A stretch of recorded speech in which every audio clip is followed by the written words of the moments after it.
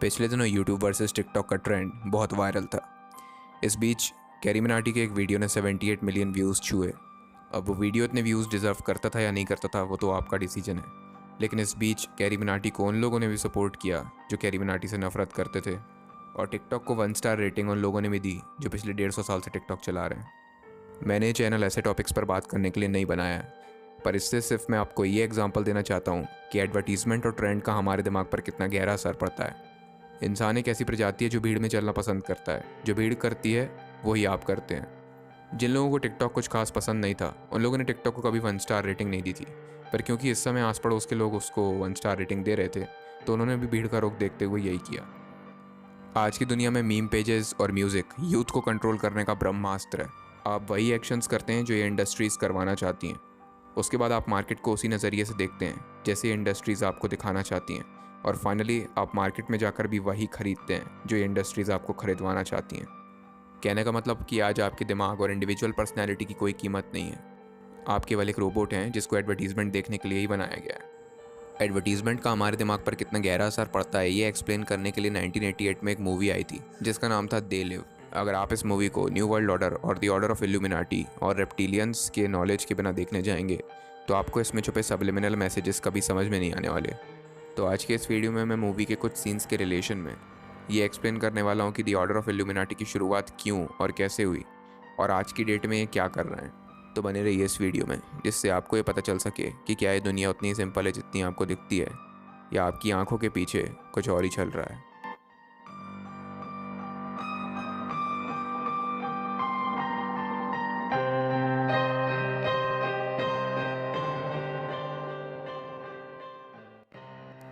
इस वीडियो की एक बहुत ही डीप एक्सप्लेनेशन होने वाली है, इसलिए ये वीडियो थोड़ा लंबा हो सकता है, और हो सकता है कि इस वीडियो के बीच में मैं आपको कुछ ऐसी बातें बताऊं जो आपको बिल्कुल ही बेतुकी और नॉनसेंस लगें। पर मेरी आपसे रिक्वेस्ट है कि आप इस वीडियो को आखिर तक देखें, तभी आप इस वीडियो की कंप्लीट एक्सप्लेनेशन को समझ पाएंगे। मूवी स्टार्ट होती है दे लिव के एक सबलिमिनल मैसेज के साथ जो एक वॉल पर लिखा हुआ होता है। अब इसमें दे कौन है मैं आपको जल्दी ही एक्सप्लेन करूंगा। एक बेरोजगार इंसान का किरदार निभाते हुए रॉडी पाइपर शहर की तरफ आते हैं। यहाँ पर बहुत जगह की ठोकर खाने के बाद भी उनको कहीं जॉब नहीं मिलती। जॉब की तलाश में रोड पर घूमते हुए रॉडी पाइपर को कुछ लोग खड़े हुए मिलते हैं।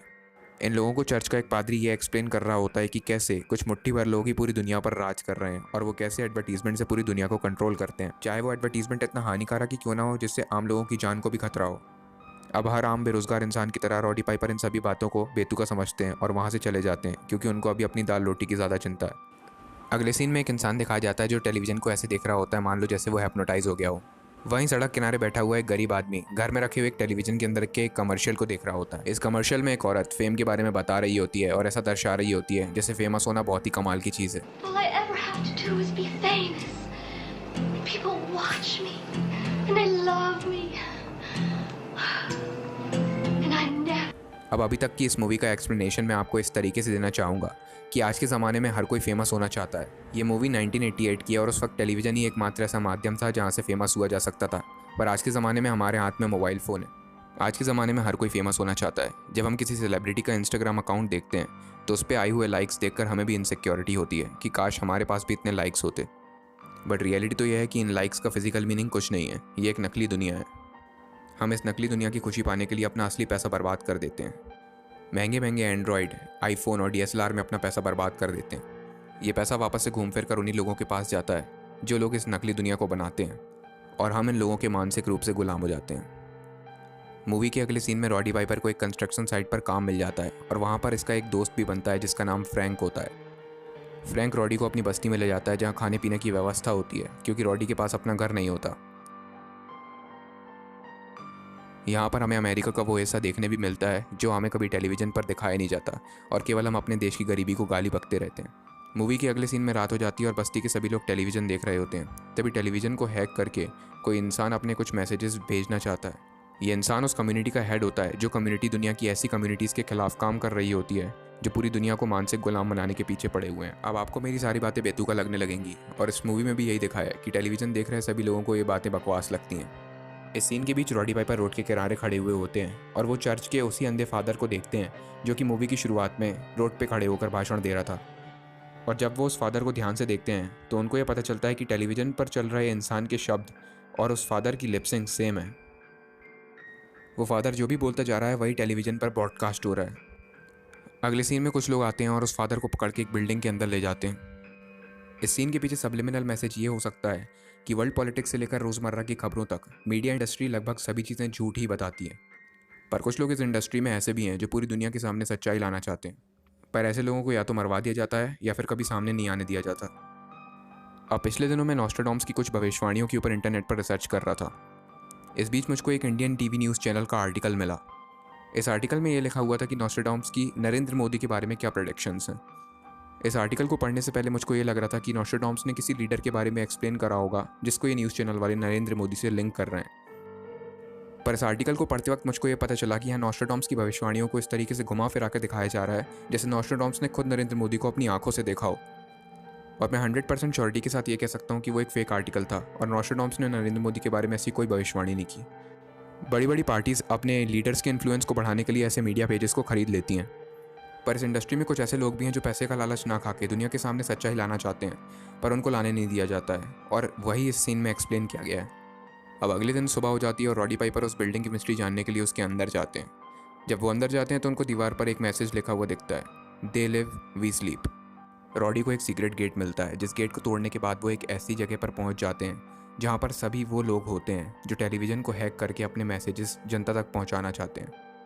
पर रॉडी किसी तरह उस जगह से भाग आते हैं क्योंकि उनको इन सब परेशानियों में नहीं पड़ना रहता है, और उनका दोस्त फ्रैंक भी उनको ये सजेस्ट करता है कि इन सब चीज़ों से दूरी रहना अच्छा है क्योंकि हम रोज़ी रोटी वाले लोग हैं। रात को कुछ पुलिस वाले उस बिल्डिंग में एनकाउंटर कर देते हैं और रॉडी की बस्ती में भी आग लगा देते हैं।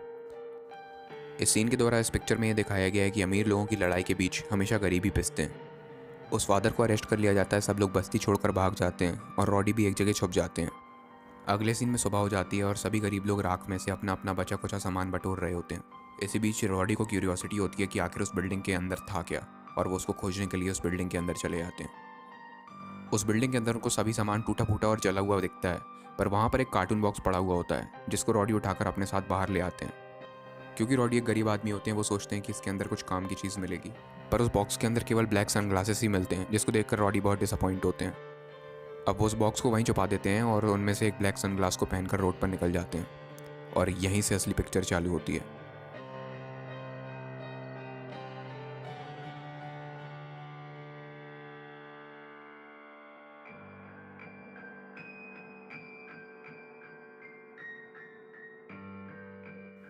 इस मूवी में ये black sunglasses the I of Providence को रिप्रेजेंट करते हैं। The I of Providence free masonry group का लोगो या कहें सिंबल है। फ्री मेसनरी ग्रुप दुनिया की एक ऐसी सीक्रेट सोसाइटी है जो दुनिया में न्यू वर्ल्ड ऑर्डर लाना चाहते हैं, जहाँ पर जात पात दीन धर्म कोई बात ना होती हो और एक ह्यूमन रेस हो। जैसे ही रॉडी पाइपर इन ब्लैक सनग्लासेस को पहनते हैं, उन्हें इस दुनिया की सच्चाई दिखने लगती है।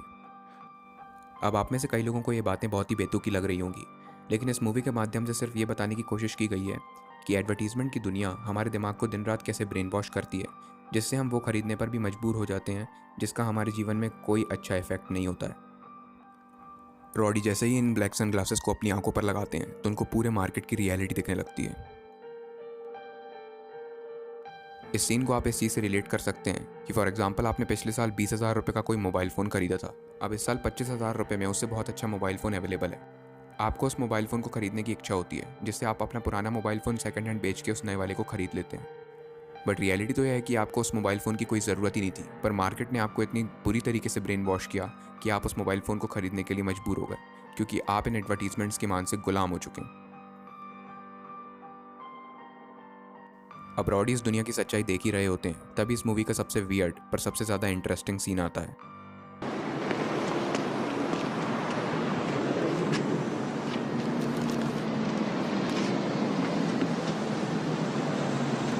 What's your problem?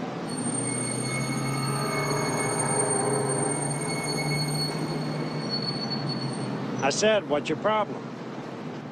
अब इस सीन की एक्सप्लेनेशन आपको थोड़ी वियर्ड और साइफाई लग सकती है। जितने भी लोग न्यू वर्ल्ड ऑर्डर और इल्यूमिनाटी में मानते हैं, वो ये मानते हैं कि एलियंस की एक स्पेशल नस्ल है जिसका नाम रेप्टिलियंस है, वो धरती के नीचे रहती है। ये एलियंस अपना रूप बदलकर इंसान बन सकते हैं और ये धरती में हमारे ही साथ रहते हैं, और धरती के सभी बड़े लीडर्स इसी रेप्टिलियन नस्ल के हैं। पर इससे पहले कि आप मेरी ये बकवास सुनकर मेरा वीडियो डिसलाइक करें, मैं आपको बताना चाहता हूँ कि मैं इन सब चीज़ों पर विश्वास नहीं रखता।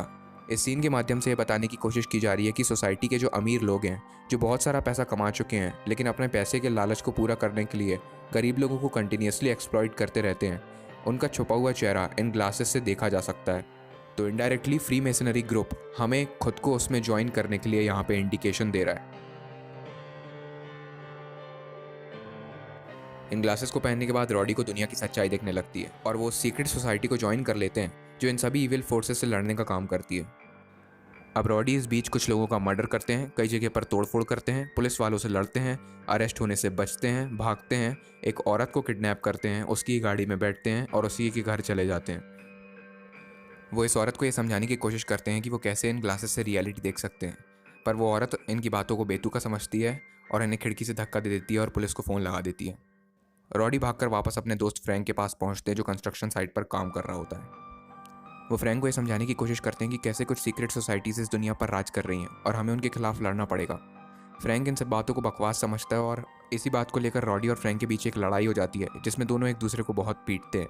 मूवी के इन सीन्स के द्वारा बस ये मैसेज देने की कोशिश की जा रही है कि कुछ लोग हैं जो इन सीक्रेट सोसाइटीज़ के खिलाफ काम कर रहे हैं, पर इन सभी लोगों की बातों को या तो बेतुका समझा जाता है या इनकी बातों को नज़रअंदाज कर दिया जाता है, जैसा अभी रॉडी के साथ हो रहा है। बहुत लंबी लड़ाई के बाद रॉडी फ्रैंक को चश्मा पहनाने में सफल हो जाते हैं। अब फ्रैंक भी इस दुनिया की रियलिटी को जान जाता है और वो भी इनकी टीम में शामिल हो जाता है। अब दोनों किसी तरीके से उस पॉजिटिव सीक्रेट सोसाइटी के दरवाजे तक पहुंच जाते हैं जो कि नेगेटिव के अगेंस्ट काम कर रही है। इनको यहाँ पर अपने ही जैसे कुछ और लोग भी मिलते हैं, पर इससे पहले कि ये किसी से जान पहचान कर पाएँ, ईविल सोसाइटी के लोग वहाँ पर पहुँच जाते हैं और इनके बेस पर आक्रमण कर देते हैं। इस अटैक में वो फादर भी मारा जाता है जो फिल्म की शुरुआत में भाषण दे रहा था। फिल्म के निर्माताओं का भी ये कहना है कि ये मूवी एक साइफाई मूवी नहीं बल्कि एक डॉक्यूमेंट्री है। अब 1988 के उस ज़माने में जब किसी के पास एंड्रॉयड मोबाइल नहीं हुआ करता था, तो सीक्रेट सोसाइटीज़ अपने मैसेजेस अपने मेंबर्स तक पहुंचाने के लिए फिल्म का इस्तेमाल कर सकती हैं। अब हो सकता है कि आप ये सोच रहे हो कि ये सीक्रेट सोसाइटीज़ ऐसा काम करके कर भी क्या लेती हैं, तो सिंपल सी बात है, इसके पीछे भी पैसा है। अगर कोई सीक्रेट सोसाइटी अपनी रियल लाइफ स्टोरी किसी प्रोड्यूसर को स्क्रिप्ट के रूप में बेचती है, तो वो इससे एक मोटी रकम अदा कर सकते हैं जो उनके मेंबर्स के बीच में बांटी जाएगी। इस फिल्म का बजट $40 लाख था और इसने $1.25 करोड़ से ऊपर का बिजनेस किया है।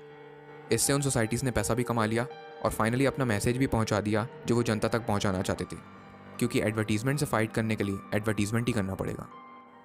लंबी चौड़ी साइफाई लड़ाई के बाद फ्रैंक और रॉडी एक ऐसी जगह पर पहुंचते हैं जहां पर रेप्टिलियन सोसाइटी के लोग रह रहे होते हैं।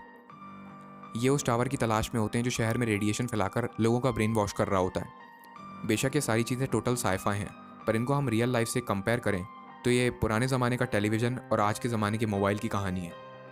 हमारे फीड में दिन रात जो भी चीज़ें आती हैं वो हमारे दिमाग को इस प्रकार प्रोग्राम कर रही हैं जिससे हम केवल उसी तरीके से सोचें जैसा दुनिया पर कब्जा कर रहे कुछ मुट्ठी भर लीडर्स ही चाहते हैं। फाइनली फ्रैंक और रॉडी उस जगह तक पहुंच जाते हैं जहां पर वो टावर रहता है।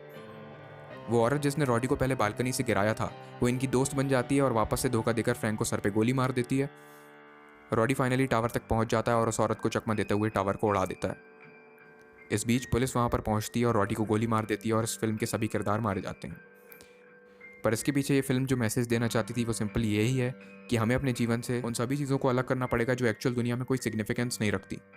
आज की दुनिया में हम इंस्टाग्राम के लाइक्स के पीछे इतना भागने लगे हैं कि हम असली दुनिया के असली पैसे को बर्बाद कर देते हैं एक ऐसा मोबाइल फ़ोन खरीदने के लिए जिसका कैमरा अच्छा हो, और उस अच्छे मोबाइल से अच्छी फ़ोटो अपलोड करके आपने ज़्यादा लाइक्स पा भी लिए तो आपने क्या उखाड़ लिया। वो एक नकली दुनिया है जहाँ पे आपके फॉलोअर्स को घंटा फ़र्क नहीं पड़ता कि आप खुश हैं या दुखी। अगली बार आपको उतने ही या उससे थोड़े कम लाइक्स मिलेंगे तो आपको खुशी नहीं होगी, अब आपको और ज़्यादा लाइक्स चाहिए और आप इस वर्चुअल दुनिया में डूबते चले जाते हैं। तो मुझे इस मूवी का जो सिंपल मैसेज समझ में आता है वो ये है कि इल्यूमिनाटी, न्यू वर्ल्ड ऑर्डर और रेप्टिलियंस जैसी फालतू बातों को कोने में रखते हुए आप अपनी रियल लाइफ को एंजॉय करिए, और किसी को बताकर कि आपने आज पिज़्ज़ा खाया था इससे भी कुछ नहीं हो जाएगा। उस पिज़्ज़ा के टेस्ट को एंजॉय करिए। अब मेरे बहुत सारे सब्सक्राइबर्स इल्यूमिनाटी पर भी वीडियो रिक्वेस्ट कर रहे हैं, तो मैं उस पर भी एक डेडिकेटेड वीडियो बनाऊंगा कि इल्यूमिनाटी आज की डेट में क्या बिजनेस कर रहा है। अगर आपको ऐसी कंस्पिरेसी थियरीज पसंद हैं तो चैनल को सब्सक्राइब करें। मिलता हूँ आपसे अगले वीडियो में, तब तक के लिए बाय।